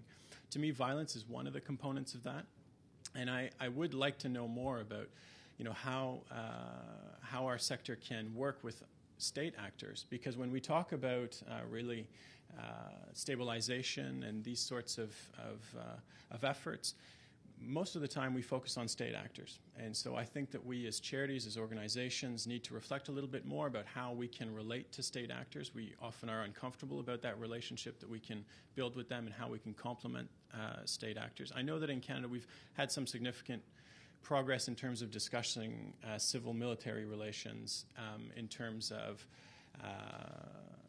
interventions in humanitarian disaster settings, relationships with the DART, for example, in Canada. And there is a dialogue there. But the tension continues to exist and always does between the military components and the heavy capacity that's there versus, and very targeted capacity versus the humanitarian imperative and humanitarian agenda of the humanitarian agencies. To me, all this is a great reflection. I'm not sure that I have any specific questions for you, but I do think that in Canada it's great that we have this discussion, and we should be having a lot more of it. I would like to hear if there are countries where these discussions are well advanced. Yeah, thank you. Turn directly to Jean. Yeah. 3 points briefly. I think I'd like to commend Robert for pushing this change. Really, there's a small switch in the policy research agenda on violence. We focused on the civil wars, and now we're considering this. The World Bank has a new report, but you're clearly at the cutting edge of this, and I'd like to commend IDRC for supporting you. That's the first point. Now, I think we should learn from the previous 20 years of research on civil war. And the key thing that we should be aware of is that there was plenty of metrics and data and evidence on civil war, and yet we we may not have learned that much. When you look at the outcome, what did we learn on the dynamics of conflict violence with the huge amount of resources that have been invested by the World Bank, by IDRC, and by many others? In the end, you look at that research agenda and the results are extremely thin. So I would be careful with the emphasis on evidence. Obviously, we need as much evidence as we want, and the great thing working on Brazil, I also work on Brazil, is that there's plenty of numbers. Basically, we swim in numbers. But much of the previous research agenda consisted in putting together poorly designed data sets that we then fed into computers, and then we found things that appeared to work, and after that they stopped working, and we're back at square one. So I would, to IDRC, but also to Robert, I think it's important to bring theory back. And I know I'm an academic and preaching from my little parish, but I think theory needs to be back. I mean, we need to go beyond general affirmations on it's a conflation of factors. We have lots of urbanization. There's inequality. The state is not there. There are gangs and so on. I think we need to go beyond that and get a theory, get theories. I mean, things that enable us to have tighter explanations than just, oh, it's a bunch of factors, and we need to be comprehensive and touch all of them. That was, I think, the big mistake of the previous agenda that we need to avoid. Pointers for the theories that we need. I think your data shows that violence changes very quickly. This violence is very volatile and it's very localized. Your maps of Rio are fantastic to that effect. I mean, homicide rates, you move 500 meters and you move from an area where the homicide rates is no higher than in some parts of Montreal or Vancouver, and then it's war. Okay? So we need theories of that. And the other two other points, briefly, one is democracy. Democratization is introducing all kinds of twisted dynamics. In Mexico, people consider that democratization was a key factor in the breakdown of the agreements between the government and the traffickers that led to the explosion of violence.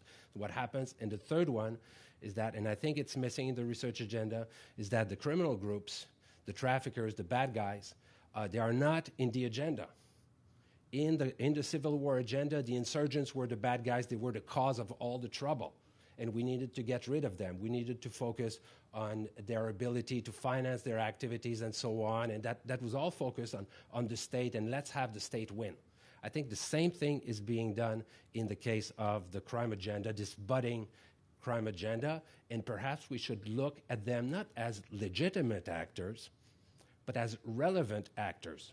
And I think the experiments with the policing that have worked, they've started talking to them as people with whom some kind of arrangements and deals, limits, and so on can be negotiated and discussed. And some people at Viva Rio do that in Haiti. The police here does that. The police in Boston used to do that. I think we should bring this on the agenda and start theorizing it a bit and see why it works and why it doesn't. Thank you. Very much, Sean. So while you reflect perhaps on those comments, I do want to direct people who have questions to stand in line by the microphones. Before you do ask your question, please identify yourself briefly, and if you could keep your questions short, that would be very much appreciated. Shall we go directly to the questions, or do you want to respond a little bit to what Nicholas and Sean said? Maybe I'll say, no, let's go to the Okay. questions. Please, go ahead from the center, and then we'll move to the sides. Yeah. My name is Alexis Porter. I'm currently with Foreign Affairs on Sudan, but I have a humanitarian background. And, I remember the early discussions before ICRC went in and about, and so now they're midway, half through their pilot project. Do you think it's working? Is it working, and what's their value added? Let's take a couple more over here to the right. Good morning, Robert. I am a former delegate of the ICRC, the IFRC, and the Canadian Red Cross, and currently I'm with the Pearson Peacekeeping Center. Gender mainstreaming is an important aspect in pre-conflict, conflict, and post-conflict stabilization environments. Is there anything that you can share with us with respect to gender in terms of the favela population and the paramilitary and the police? Thank you. Sure, hot pursuit. Thanks. Yeah, go ahead. Jennifer Salaha with the North-South Institute, and I just wanted to build on that question because it touches on one of mine. Robert, you were talking about metrics and showing how homicides and robberies and vehicle theft and street robberies have decreased since the UPP was initiated. And I was just wondering if you're collecting any gender disaggregated data on that, because, you know, I hear those sorts of things and I wonder, well, are you disaggregating intimate partner violence? Are these the sorts of things that more directly affect men than women, and that sort of thing, but not, you know, gender disaggregated data, but other disaggregated data, perhaps by age and that sort of thing. And the other question I had was, it's really interesting to me how ICRC is drawing on their experiences from more sort of war-torn or post-conflict settings, and and feeding them into urban, less fluid settings. I'm wondering, is that experience being fed back into post-conflict cities? To frame it another way, are there lessons for really post-conflict countries? I'm thinking South Sudan, potentially at some point in the future, DRC, Somalia, for how to rebuild cities like Juba. Thanks. So, Robert, maybe you can address those very briefly because you're keeping people standing, and then we'll go back to the next set of questions. I'll do it from here. Good questions, obviously. Smart audience. Well, first on the first comment, I mean, maybe just not to put too fine a point on it, and I think the tensions that you underlined within the humanitarian sector are really significant and persistent. So, for example, you know, for those who don't follow these debates, we have when we talk about the relationships between humanitarians and military actors, the so-called civilian, military, civ-mil discussions. Part of the challenge is that within the humanitarian sector itself, there are often quite, let's call them purist-type organizations. Some people call them Dunanist-type organizations. In other words, Henri Dunant, the founder of the ICRC, very pure in terms of preserving their independence, their impartiality, their neutrality, ensuring that these principles are adhered to. ICRC is perhaps the sort of standard bearer of the Dunanist approach. It was founded by Henri Dunant. But there are other organizations that seek to adopt this very principled stance. But within the humanitarian sector, you also have, let's call them more multi-mandate type agencies that have, a guy called Connor Foley talks about political humanitarianism. So more aware that you can't just deal with the symptoms of challenges, you got to start dealing with some of the underlying causes. And this has generated a whole debate within the humanitarian sector about the future, in a way, of where they go and how they operate and how they coexist. And it's also created, I would say the stabilization argument has created almost an existential crisis within the humanitarian sector about how they should engage or not engage. I mean, the practical experience of Afghanistan and Iraq and other places brought it very clear because there were billions of dollars available to do important work, and agencies themselves struggled with how to respond. But I think the stabilization agenda has brought it even more sharply into focus, that who engages and how they engage has become very, very, very much a political and contentious issue, which I think also explains some of the struggles.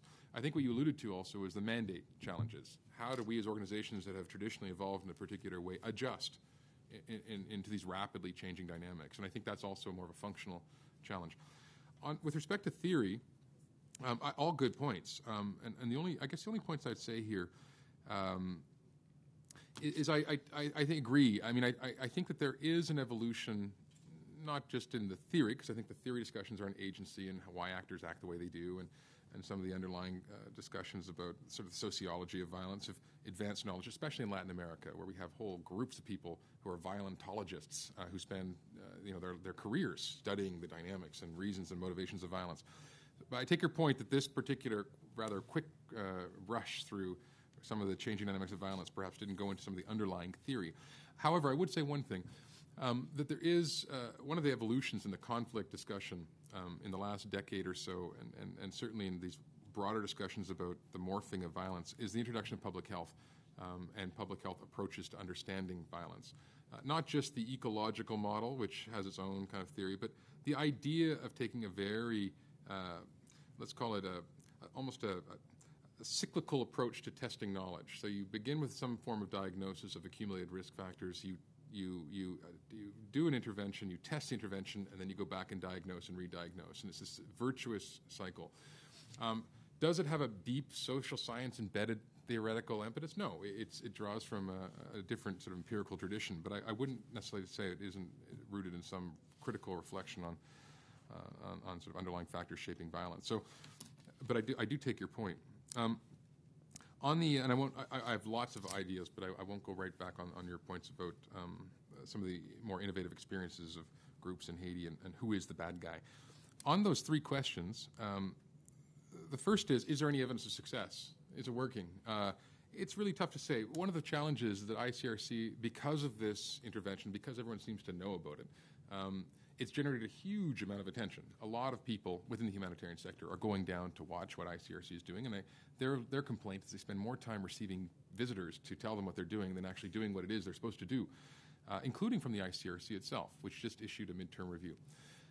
The short answer is, in terms of outputs, yes, it is achieving its deliverables. It is training the number of people it set out to train. It is hitting pregnant adolescents in a way that it expected to. It is getting access now to communities after adapting and changing its approaches in ways that it hadn't had in the early years. One of the key expectations of ICRC is to start accessing prisons, because they understand that within the prisons are where some of the dynamics of violence are and where they could potentially influence violence. If you start influencing cartel leaders and tell them about norms, the expectation is that maybe they'll start telling their membership, hey guys, let's keep kids out of this. But the challenge is, of course, that the prisons is where it's all at, and everyone knows that, and the state isn't necessarily there yet. So I would say making some inroads. In terms of outcomes, what are the wider effects in terms of overall, primary health access, and what are the impacts on sort of the larger population? I think they're still at the early stages of being able to say anything meaningful.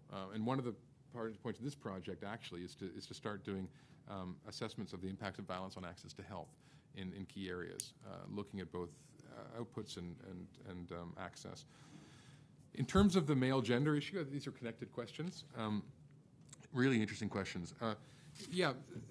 First of all, the gender dynamics of violence itself is a whole lecture, many lectures, many dissertations in and of itself, and I didn't have time to go into it on this one. But in Brazil and in Latin America in particular, the persistence of machismo and status and the imagery of the gangster and the entering into the drug trade to seek that status, especially young men, is very, very pronounced and I think very widely recognized. And there are a number of NGOs like Viva Rio, which was mentioned, which works in Haiti but also in Brazil, as well as a very interesting one called Afro Reggae, which deals with ex-drug traffickers in different parts of the country, that are working actively on trying to disconnect this relationship between violence and status and maleness and masculinity. And I think there is a real effort, and UPP is listening very carefully to what all this means. And one of the interesting and more controversial policies of the UPP programs in these 18 favelas where they've entered was one of their first actions to stop these baila funk parties.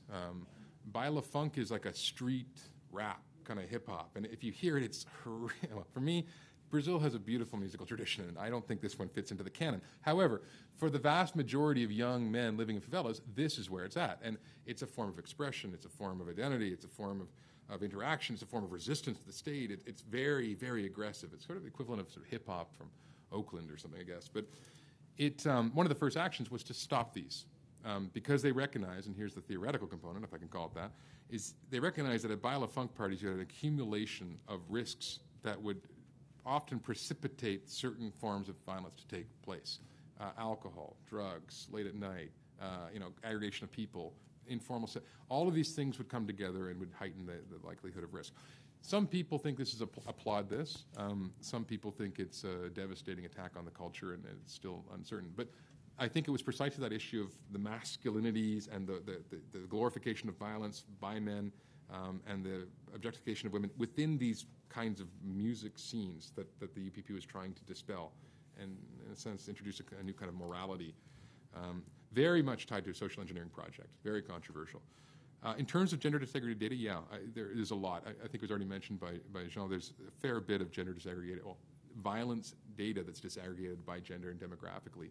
It is a real, unlike parts of, say, Central and Southern Africa, or even in parts of South Asia or elsewhere where I've worked, you've got a real collection of data that's being routinely collected through vital registration statistics, through census data collection, through forensics and what they call medicinas legales, which is like the forensics medical centers. So it's really quite rich. And so we are looking, if you looked at that, you couldn't see them, but the smaller charts, all of the data that they present is gender disaggregated. And I won't go into the distributions of proportions, but that's another conversation. Great. So let's go here to the left, Adrian, and then over here, and then into the middle. Hi, my name is Adrian Di Giovanni. I'm the Law and Development Officer at IDRC. So I'm going to speak to my own parish, which is, you mentioned the legal gray areas at the end, and I had those questions listening to your presentation. So there are questions about how is ICRC mandated on the Geneva Conventions actually to go in to talk to people. And leaving aside those, because I think an argument could be made, actually, that to put them there and basically say it's analogous to civil war, and so they get there. But then, assuming they're there, the question I had then is actually what standards are going to guide them and apply them. And the reason being because Geneva Conventions apply to states of war, civil or international, and this is not a state of war. And so if you're looking at the situations they're dealing with, it's human rights standards that would apply. And traditionally, these two bodies of law are seen as discrete and separate. Human rights apply in times of peace and non-conflict, and humanitarian in times of war. These distinctions, just to give a bit about, have kind of dissolved a bit, especially, and there's a lot of discussion, especially in conflicts, about how do human rights law apply to humanitarian law. And this comes up a lot in Afghanistan and Iraq is generally a lot of discussion, and there's a lot of gray area there. And that's, to give a flavor, that's the debates around use of drones. Yep. What I find interesting here, then, is it's a peacetime situation where you have the same intersection, potentially of legal regimes or not. And I think it's very interesting that ICRC is there because they could ostensibly help to develop thinking and go deeper on how do these bodies of law, or they might just say humanitarian law doesn't actually apply at all. We're doing something new. So the question I have after all that long discussion, have they actually turned their mind to these things, and what are some of the discussions around that? Thank you. Hi, my name is Kite Amba, and until recently, I worked in policy at the Immigration Department across the street, and I'm also a graduate student from International Development. I have a couple questions for you. One of them being with regards to the UPP selection criteria. Is there an intersection of all those three levels, or is it a case where one has to be met? Is it possible to have a Venn diagram like the one you had up where all three or all levels of selection criteria met? My next question is regard to the metrics you provided, and you said that they were citywide statistics. Is it possible then to get statistics from Favelas-specific statistics? Is it possible to get those numbers to see the impact of the ICRC? And my final question is with regards to the gray areas, which Adrian talked about. And in the case where you get in trouble if you speak to Don X, my question is, if the police facilitates your consultation, doesn't that affect the quality and the depth of the information you get? Thank you. Thanks. My name's Jenny Becker. I'm from the North-South Institute. I had a question regarding the security of humanitarian actors. One of the problems that with stabilization, at least in war zones where I've worked, is the insecurity it presents for humanitarian actors, sort of the blurring the lines of neutrality, and people no longer see you as neutral actors, so it opens you up to a wide range of attacks. What is ICRC doing in urban settings to address not being associated with the state and maintaining that perceived neutrality that keeps them safe, essentially, from attacks from either side? Robert? Great question. Perhaps in closing, we have about 8 minutes before 12. So I'll be even tighter if there's more questions. I'd be happy to take some. But there are a couple of questions there, and the first on the legal, and what you know, this you're right that there's a wider argument about the sort of previously the separation of these two more or less autonomous bodies of law.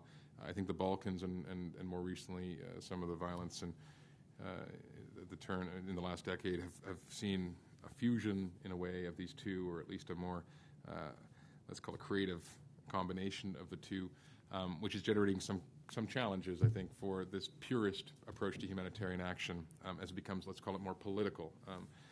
Because in theory, the ICRC helps all sides of any conflict. And the moment you start applying human rights law and you start potentially making certain states, actors accountable for the actions they commit, suddenly ICRC would have multiple obligations to report on what they might see as gross violations, where previously they didn't necessarily have to report on them. So it makes some rather complicated choices for them, and I think that they're very aware of this dynamic.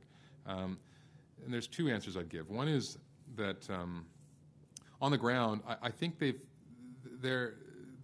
ICRC delegates have diplomatic immunity, so the internationals are able to operate in a particular way that the national staff aren't.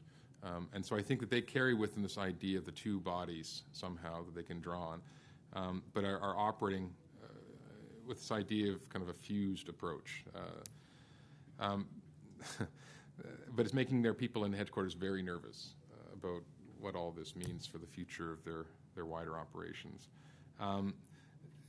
The second is that ICRC is, I think, interested, along with others, other governments, of opening up some of the conventions again for some kind of reflection, possibly in the next couple of years, on a range of topics. Now, the appetite's probably never right for opening up any sacrosanct body of text, but there is some discussion about let's call it a new process of reflection and possibly accounting for some of these dynamics in that reflection. So there is an idea that this will feed in maybe some other learnings and discussions back at headquarters and beyond.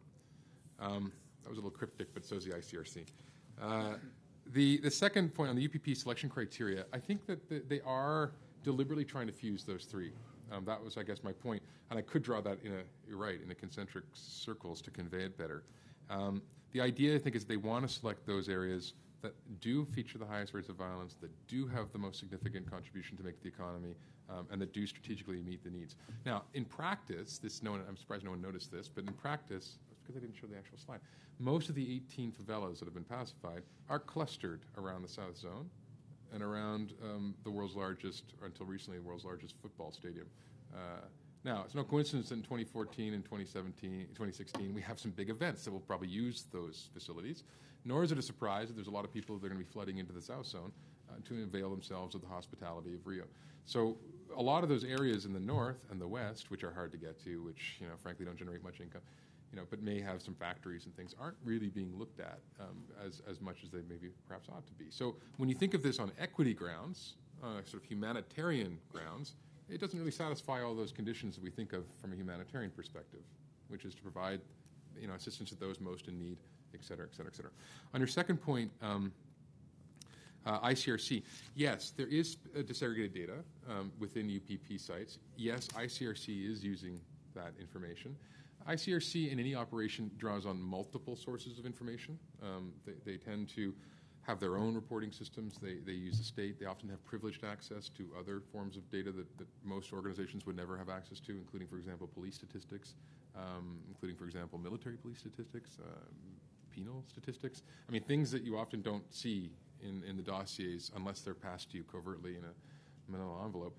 They have direct access to because of this privileged status that they enjoy as a group that is neutral, impartial, independent, et cetera. So they have multiple forms of data collection, and one of the aims of this project is to go and help them systematize that data because they have not necessarily a huge office, and we've managed to work with them a little bit to think about ways of helping them develop more effective relational data sets that they can use as a basis for evaluating and measuring the outcomes of their interventions.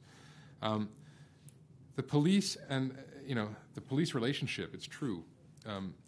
This is the contradiction of ICRC and other agencies that work in the way they do. They have to be close to the state, including the police, to be able to influence their behavior, but they have to be distant from the police and state in order to have acceptance. So their primary objective is to ensure that they're seen as impartial and neutral to all sides. That's very hard to balance. And what it means in a very practical sense is they should never be, ever, should there be a police person in one of their cars. Never, ever should they be in one of the police cars. Never, ever should they have public meetings necessarily unless they're in a very formal official capacity with the police in public. However, behind the scenes, they're regularly engaging with them to try to shape their behavior, talk about the use of force, the proportional use of force, talk about rules and procedures. So there's a lot of action happening behind the scenes, but visibly there's a real need to separate the rules and responsibilities. And I think you're right. They're very concerned about pacification because of this direct conflation of the humanitarian and the development. And they see this as a real challenge in terms of how to engage. And coupled with the fact that they can't be waving their flag around so much because then the state would get upset, you know? So this is why I think the people I've spoken to who are there, who many of whom come from Chechnya or Darfur or elsewhere, talk of Rio as being the most challenging and difficult environment they've ever worked, far and away. And this gets to the final point of the security. I've spent a fair bit of time looking at the security question in humanitarian action. It's true that there is this concern that the conflation of the roles means that humanitarian actors are more of a legitimate target than previously. And so there's been a lot of discussion about our rates rising, our rates decreasing.